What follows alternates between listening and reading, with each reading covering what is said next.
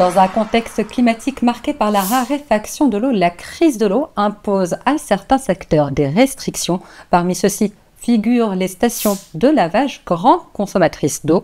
Pour laver une voiture, il faut compter près de 300 litres en moyenne, l'équivalent de la consommation en eau à boire d'une famille de 4 personnes.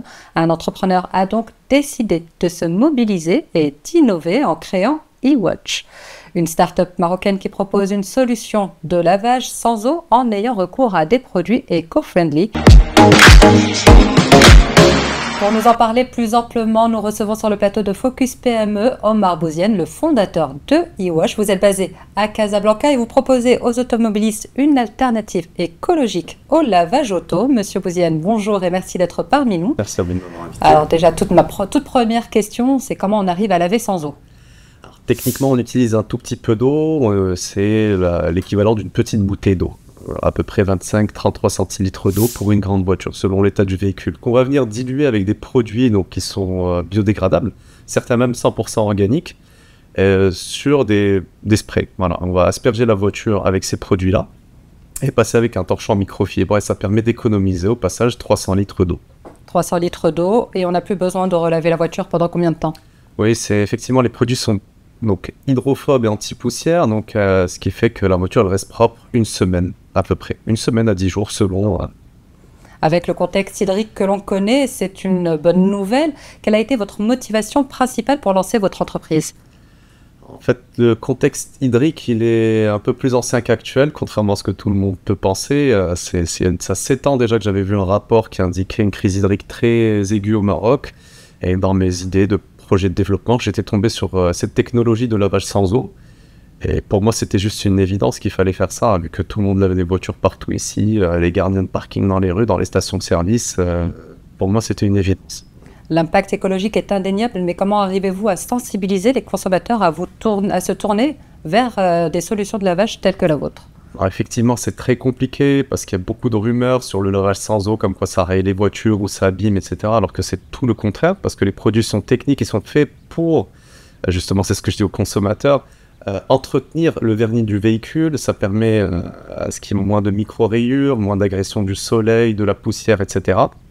Ça protège même les garnitures intérieures. Donc, au final, c'est ce que je leur explique, qu'ils ont une durée de vie de leur véhicule qui se prolonge et pas l'inverse. Et est-ce qu'ils sont plus sensibles aussi à l'aspect écologique ou pas forcément? Alors de plus en plus, ça a été quand même un challenge, de plus en plus. Il y a énormément de parties commerciales, communication à faire à ce sujet-là. Il faut vraiment essayer de les convaincre. Mais une fois qu'ils testent, effectivement, ils sont contents et puis ils reviennent. Ils reviennent. Et alors, comment vous arrivez justement à être concurrentiel dans un marché où les prix sont affichés? Vous avez beaucoup d'informels, vous avez parlé des gardiens, vous avez parlé des stations de lavage. Comment est-ce qu'on peut être concurrentiel dans cette situation? Il faut s'accrocher. C'est très compliqué, effectivement, parce que l'idée d'eWatch, c'est de démocratiser le lavage sans eau. Ça pouvait exister dans des stations un peu plus haut de gamme, mais ça allait coûter cher, etc. Mon projet, c'était vraiment de l'amener à un tarif abordable pour tout le monde.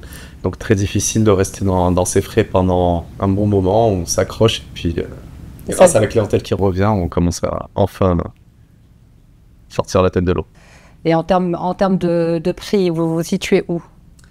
Alors en fait, en centre commercial, parce qu'il y a un loyer qui est conséquent, j'offre le lavage de l'extérieur du véhicule à partir de 70 dirhams. Intérieur-extérieur, ce qui est raisonnable. 115 dirhams, ce qui est très raisonnable. On est en dessous des concurrents qui font lavage à l'eau dans les centres commerciaux, etc. Sachant que le lavage reste aussi plus longtemps. Oui, alors en fait, c'est ça qu'il faut expliquer aux clients, c'est que sur un budget lavage auto, on est quasiment sur des budgets de lavage de station-service.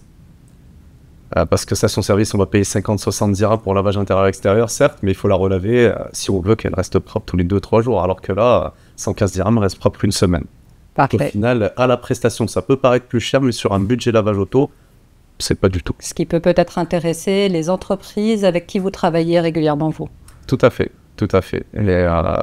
Donc, au niveau entreprise, donc je suis pas seulement centre commercial, j'agis aussi pour une agence de location de l'automobile. Et on a clairement vu, ils sont très contents du résultat, que pour le client final, l'expérience elle est améliorée parce que la voiture elle reste propre beaucoup plus longtemps. Très bien. Et j'aimerais savoir, est-ce que vous avez eu affaire à certains défis pour mettre en place votre projet? Ouais, certains, énormément. Énormément, dans quel sens? Tout entrepreneur au Maroc sait combien c'est difficile, ne serait-ce qu'au niveau du recrutement, au niveau du développement commercial. Quand on est petit, un peu partout, c'est un peu compliqué de faire sa place, mais voilà, il faut juste tenir. Il faut s'accrocher. Et justement, vous parliez du recrutement. En plus de l'impact environnemental, vous avez mis en place des initiatives sociales telles que la création d'emplois. Est-ce que vous pouvez nous en parler un peu plus? Oui, tout à fait. Donc, Iwash a aussi un caractère social. J'ai essayé de travailler avec des associations, notamment, et aussi dans l'aspect à domicile. Ce que je voulais éviter, c'était l'altercation. À domicile, c'est en phase de test. C'est pas encore complètement lancé, mais l'idée, c'est d'éviter l'altercation entre des agents de lavage qui viennent dans un territoire conquis d'un gardien de parking. Et donc du coup, l'idée c'est de récupérer ces gardiens de parking et de les former et donc formaliser un métier existant. Et en parlant des gardiens de parking, est-ce qu'ils sont réceptifs à cette nouvelle formation, à ces nouveaux revenus peut-être aussi qui arrivent?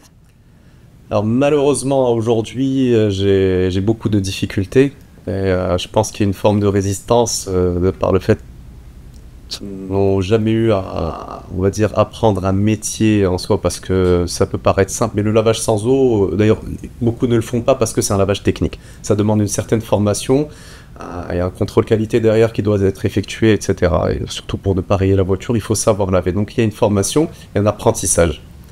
C'est pas quelque chose de gargantuesque, mais il est là. Et je vois beaucoup de refus de leur part. De par la facilité de leur métier, on va dire, de gardien de parking, où ils sont assis et tendent la main quand il y a une voiture qui vient stationner.